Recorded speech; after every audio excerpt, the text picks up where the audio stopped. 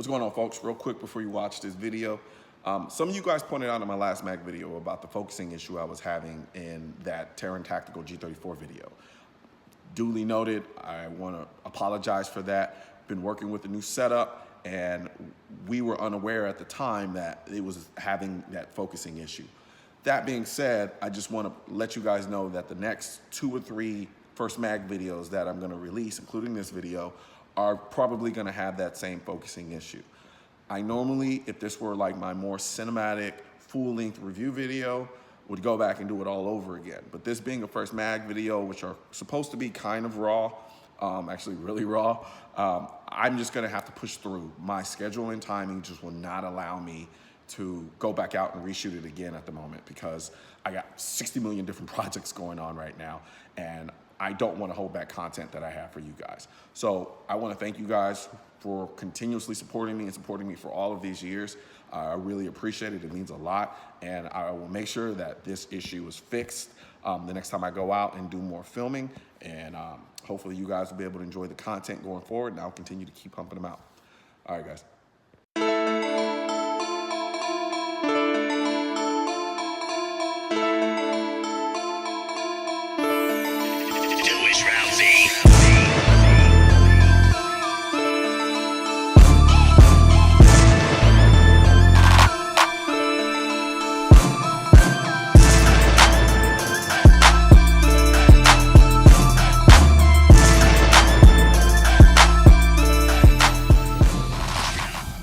All right, so this is a gun that I've got a crap ton of requests to do.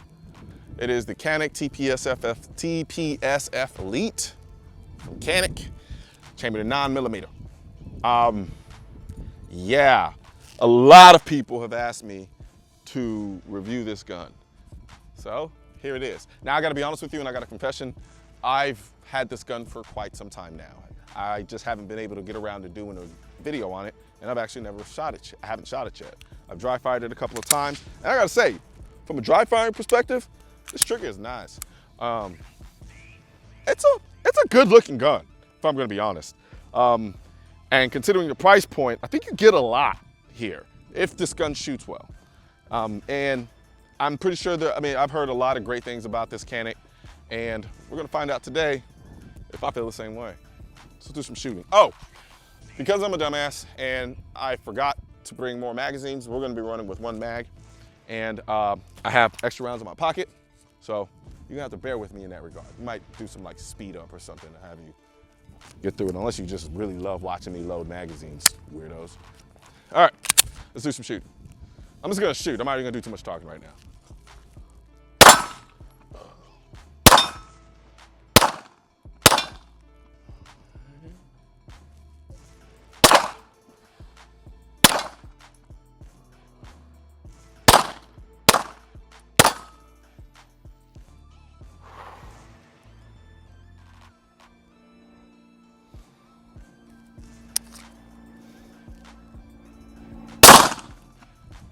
Only reason I did that is because I just read right here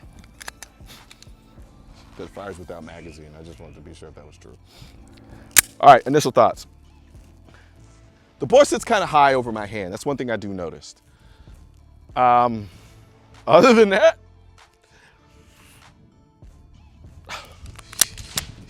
just want shooting.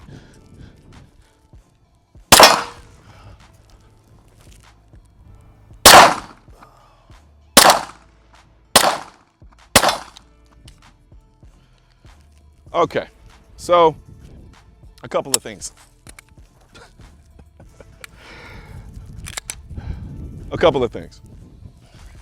The gun shoots really soft. It is noticeably heavier than, say, a Glock 19, which I think this gun is patterned after, or that's, I guess you consider it a competitor. It shoots soft. The bore does sit a little kind of high, but it's not SIG high. It's kind of in between. So it's not a bad thing. It's just something that I did notice. Second of all, or was that third or 3, 2? The trigger is really nice. Trigger is very smooth. There's a really definable wall. As you all know, I'm obsessed with definable walls. Oh boy. I'm gonna come on this side and just kind of like take a look at the trigger. There's a really solid wall, as you can see. It's boom, boom, boom, boom, and then a break. And you saw how easy I broke that. Boom here, and then there's literally no creep. Look, I'm trying to, that's the wall. That's great. That's a good trigger. Yeah. So let's just say the trigger on this thing is damn good. And I gotta say, I like the little red tip. It's kind of fancy, kind of flashy. I like it. It's subtle, but it stands out. The gun overall looks pretty dope to me. I'm not gonna lie, I kind of like it.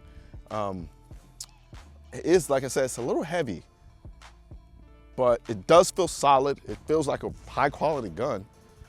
I love this kind of overextended slide lock, which is ironic because I usually hate them because I ride them and it either causes the slide to lock back or I sit on top of it and causes the slide not to lock back, as is the case with HKs, which I will always point out. That being said, I like it because it's so big and it's easy to actuate. It's not, you don't even have to think about it. These Warren sights are nice. I really honestly only like them because they're fiber optic and fiber optics work well with my eyes. On the other hand, they're a little slower for me to pick up because I'm not really used to them. And they're kind of doing this weird kind of U oval shaped deal here. That's not bad, I'm just not used to it. And then you have the chamber indicator here, or cocking indicator there. Other than that, I'm getting a very Glock 19 vibe. Now, I know that sounds cliche, but I mean, it is what it is. It's a Glock 19 vibe. And it's not a bad thing because you pattern yourself after the great ones. And if I was gonna off the bat, without actually shooting it for an extensive period of time, the pros and cons, the trigger on this is better than any Glock 19 stock trigger I've ever felt. The ergonomics are better because you have a more 90-degree angle than you do the 45 weird degree angle that you get with Glocks. But let me stop running my mouth and do some shooting because I'm pretty sure as much as I love hearing my voice, you'd rather hear the gun go off.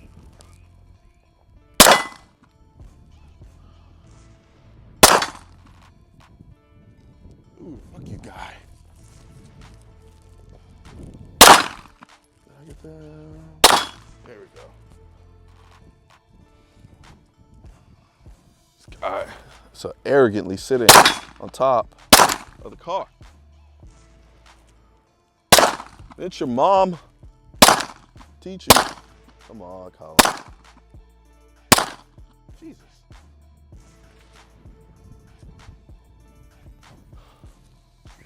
So the one thing nobody ever tells you when it comes to shooting is about angles. Here makes this shot considerably harder than here. Even though technically I'm further away, as you can see. So, how many more rounds? Sorry guys, you're just gonna have to watch me load. This gun points really nicely. I don't find myself having to readjust my grip like I do on some Glocks. I'm kind of starting to like the heft a little bit because it's not so heavy that it makes the gun unfun to use.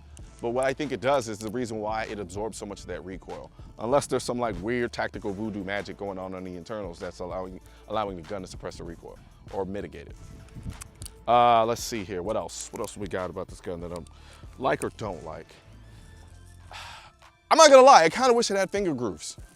I'm a finger groove guy. Like I said, I have small hands, so I kind of want there to be finger grooves in the gun. It kind of gives me a better purchase on the firearm. This particular gun doesn't have finger grooves. Not a bad thing, I just wish they had them. The gun feels, I dare say, it feels like it's a higher quality gun than a Glock.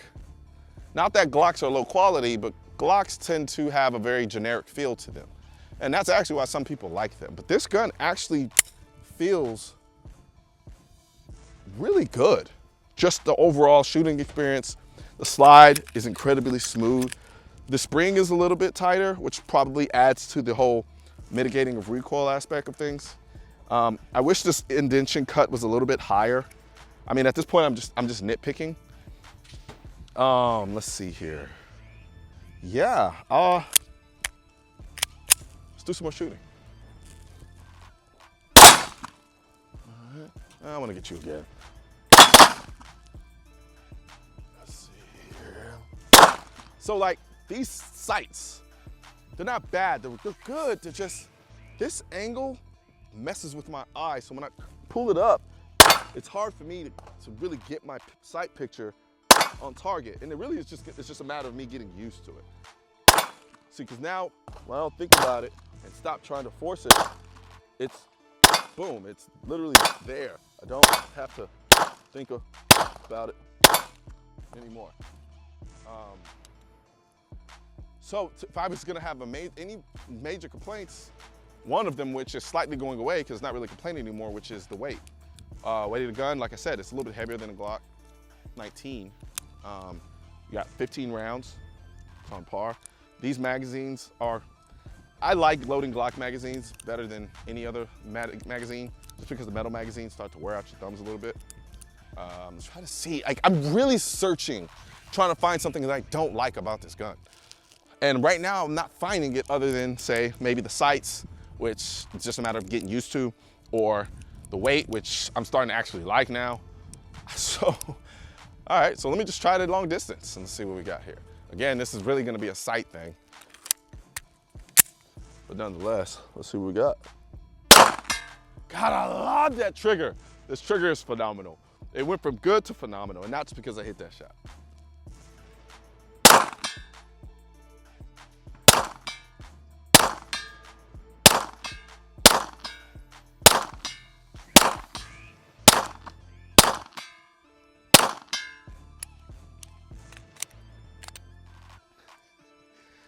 I love this trigger. If you're gonna walk away with one thing about this gun, it's the trigger. The trigger on this gun is phenomenal. For a striker-fired polymer gun, this trigger is sex. No, it's tits, not sex. I'm kind of the same. Either way, I'm gonna when I put this gun back in the bag and I'm done with it for the day, all I'm gonna be thinking about is this trigger, because that wall is just, I love it. Like it's just boom, boom, boom, boom. It really gives you the confidence to break that shot exactly how and when you want to break it. You can't ask for anything better than that. Yeah, I need this thing to be, cut up just a little bit more because my finger's banging into it. Other than that, man, this Canik at the price point that it's in, this Tp9Sf Elite, sheesh. Whew. Even the magazine release I love. Like, it's positive, but then stays out of your way. And then here, I didn't have any slide problems with the slide lock at all. You know, now I know this is the Elite version, so it's the turn up version, but still, man, this gun is, holy shit, I don't think I remember seeing him there. Damn, dude, are you hiding? Anyway, Canik TPS9 Elite, SF Elite. I can't ever get that name correct. The trigger. Remember, one thing I walk away with, or you should walk away with, the trigger. All right, folks. Real quick before you go, I want to talk about the guide I put together titled, If I Could Carry Only One Gun. In this guide, I talk about which gun that would be and the reasons why. So be sure to click the link in this video to download your free copy today. And don't forget to like, share, and subscribe to the channel. I'm Colion Noir, and I'm out.